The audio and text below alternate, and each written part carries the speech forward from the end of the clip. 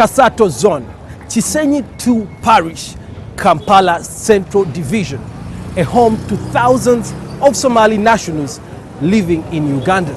But what do these people have to say about being stigmatized because of the actions of a single militant group? Somali youth living in Chisenyi, a sprawling slum in the city, often play a popular board game, Ludo. Because many Somalis live here, they feel relatively safe. 30-year-old Fatuma Hassan has lived in Uganda since 1992. She is a resident of Kasato Zone in Chisenyi, and she cut her teeth in business here. Life was good when she had just settled in Chisenyi. It was fine, it was good, no problem with that. However, Fatuma says that since Al-Shabaab insurgents attacked Kampala on July 11, 2010, life has never been the same again. People, they are abusing all over. Whether you're Somali, whether you're Chotara, they don't differentiate. They abuse all over. If you go to town for shopping, if you go somewhere, you can't go when you feel okay. They overtake people, they turn to look at you. We just leave them. Fatuma says that the recent attack on the Westgate Mall in Nairobi has sent security agencies in Kampala in overdrive. She is not the only one crying foul.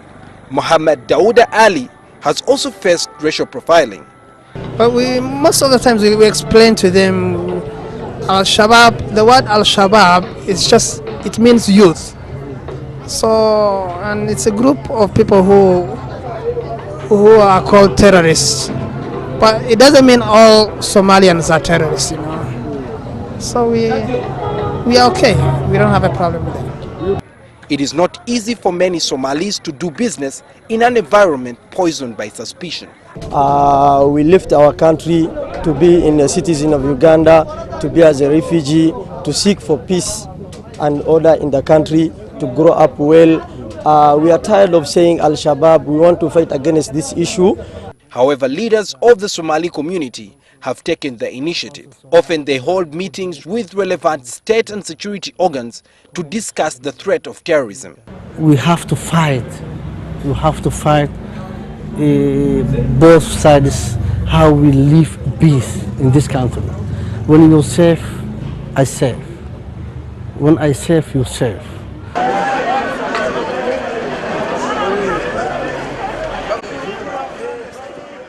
Meanwhile, police today carried out an operation and shut down several shopping malls in downtown Kampala. According to police, the buildings did not have any security provisions. So we have put up these measures to ensure that security is stepped up. Everybody is conscious of the security around him or her for the good of everybody. And we don't want to inconvenience them, but we also want them to be safe. So that must be followed. Police say that the crackdown will continue on most of the buildings in the city that do not conform to standards. Sohail Mugawi, NTV, Weekend Edition.